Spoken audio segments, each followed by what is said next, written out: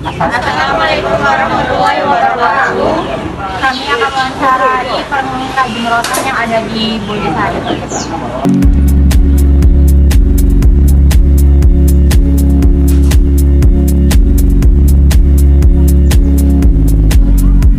Kita kan belum kenal nih Pak, jadi kita mau kenalan dulu.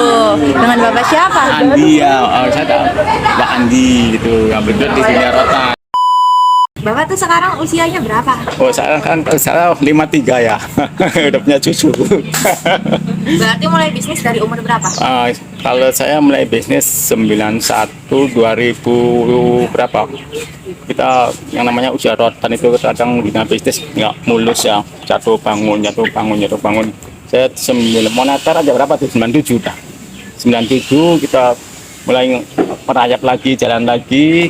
2003 saya down lagi, kerja lagi harus ke perusahaan, ke pabrik yang Makawa. Dan pabrik yang Makawa kan pabrik yang terkenal itu, Ikhlas itu, Ikhlas. Kualitasnya tertinggi dibanding perusahaan lain. 2003 saya terpaksa harus banding setir, apapun ya udah yang namanya usaha kita jual lah, yang penting kita bisa berusaha lagi. Namanya tidak usaha jangan kapok, jatuh bangun pasti ada. Mau dunia usaha ya, kalau kita takut jatuh ya udah nggak bisa. Terus dicari apa solusinya, kenapa kita jatuh, kenapa kita persaingan sih ada, persaingan kualitas, persaingan harga, itu dunia usaha. Nah saya di tahun berapa 2000 moneter ya, kalau nggak salah 2003 saya masuk perusahaan Yamaha perusahaan 2003 2018 saya keluar, capek lah bisa kerja tuh 16 tahun kerja, akhirnya saya buka usaha kecil-kecilan, saya masuk ke perusahaan diterima, akhirnya kita ya jalan pelan-pelan. Saya sama 2 orang anak saya kerja di Parindo bagian akuntansi pembukuan, juga mengelola pajak. Nah ya, karena yang keduanya bantu ibunya usaha biar merangkap saya. Jadi kebetulan sekarang yang kalau ditanya kesulitannya gimana di dunia rotan sekarang, semenjak persaingan ya banyak sih, semenjak Rusia sama Ukraina terjadi dampak krisis, kita kena imbasnya. Buyer kan yang paling bagus kan dari Amerika, dari Jerman, dari Jepang, bagus. Tapi sekarang kan kurang bagusnya dunia ekspor. 1 tahun nih semenjak terjadinya Ukraina Rusia, buyer pada akhirnya apa kurang bagus di dunia rotan. Akhirnya banyak bangkrut. Setelah banyak bangkrut kita jalan lagi pakai lokal, akhirnya kita ada lokal ada ekspor, udahlah asal jalan dulu lah, namanya usaha terus saingan. Jadi di dunia usaha itu senang, pusingnya pusing. Kalau kerja kita tinggal nyandarin, wah absen kerja. Kalau usaha waduh putar otak, putar tenaga, pikiran, wah lain-lain. Ya walaupun bagaimana juga kita jangan kerja, buka lapangan kerja. Bukan lapangan kerja, kita main di dunia limbah, main di rotan, main di peternakan, mana aja ya. Jadi kalau bisa ada untuk resiko harian, resiko bulanan kan puter. Jadi buat adik-adik kalau bisa ya motonya itu bikin lapangan kerja, kita bikin apa yang namanya usaha, yang menjahit lah, kan ada sekarang khusus ya kalau bisa sih kuliah lah. Apa ilmu gitu. Iya. Berapa omset yang dihasilkan dari usaha rotan? Berapa omset yang dihasilkan dari usaha ini? Ya kita kalau sekarang nggak bisa dipastikan ya, kita order itu dari bulan puasa sampai 4 bulan baru turun, karena itu dampaknya proses apa krisis. Sekarang kan banyak bicara krisis global, apalagi kita menghadapi pemilihan kan sekarang apa saatnya puncaknya, barangkali puncaknya pasti demokrasi. Kalau sekarang omset ya kalau per bulan 5 juta aja itu udah bagus sekarang. Udah bagus, sebulan 5 juta udah bagus.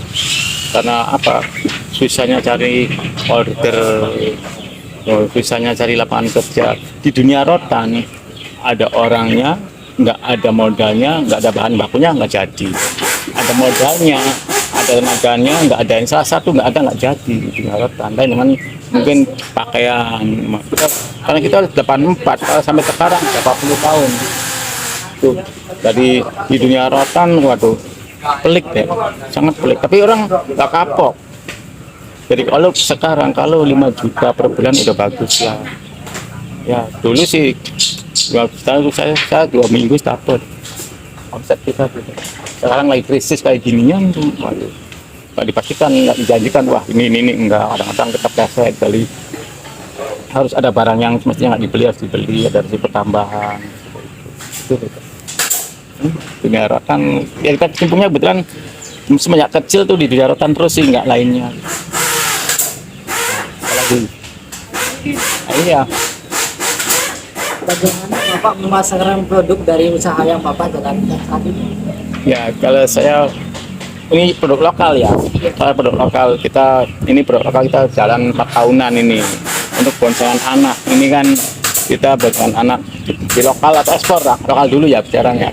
Kalau di lokal kita main sharing dengan teman-teman, kirimnya kemana. Sekarang alhamdulillah se Aceh, Papua, Kalimantan, Sulawesi, bahkan adanya mempermudah jual pakai COD. Nah itu mempermudah kita berjual. Kalau pemasaran untuk lokal pakai COD-an lah bisa lah.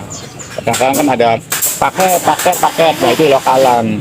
Nah kalau pemasaran di ekspor itu saya pegangnya waktu itu di Yamakawa itu semenjak itu ada bagian sendiri sih, bagian administrasi, akunting, marketing kan gitu. Prosesnya banyak kalau di perusahaan yang ekspor itu deh.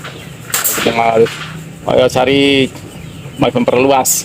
Kalau ekspor kan mungkin mancanegara, se-Asia kan bisa itu. Mungkin se Eropa. Nah, Jerman itu apa?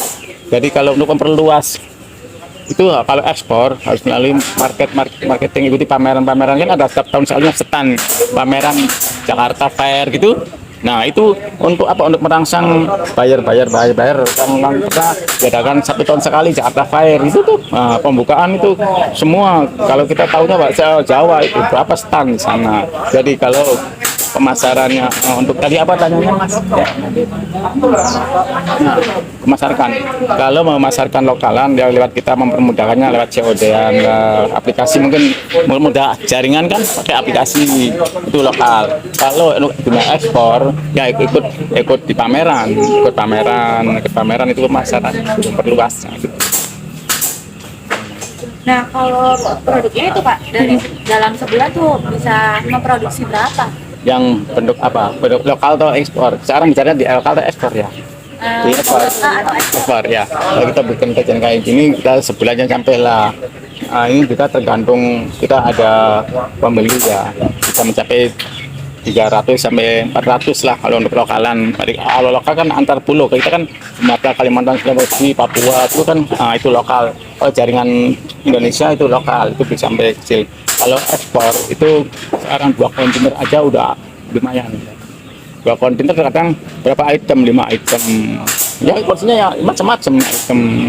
Oh gitu. Ya. Ya, terus satu lagi nih Pak pertanyaannya. Iya. Nah, dalam melakukan bisnis ini itu suka dukanya apa? Ya, kita terkadang suka dukanya apa ya, di dunia usaha ya kalau nggak bisa mencapai target ya tadi saya bilang ada uangnya, terkadang ada kesulitan di bahan baku. Ini Manau nggak sembarangan. Kalau kita kenal kayunya kayu jati, rotannya rotan Manau kalau 1 batang itu berapa? 35.000 sampai 40.000 ya. Nah, kadang kita ada uangnya, ada tenaganya, nggak ada barangnya, nggak jadi produksi gitu. Jadi kita kesulitannya ya sukanya sih kalau ada order, ada kerjaan, dapat untung pasti suka. Tidak sukanya kalau ya bilang saya nggak sukanya apa? Ada ordernya, nggak ada bahan bakunya susah.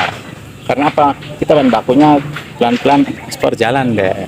Dulu itu ekspor nggak jalan. Nah, sekarang ekspor jalan kita susah nih persaingan karena orang jualan kan kalau ekspor 3 kali lipat. Kalau kita beli lokal 30.000, ekspor 60.000, siapapun pedagangnya namanya ekspor.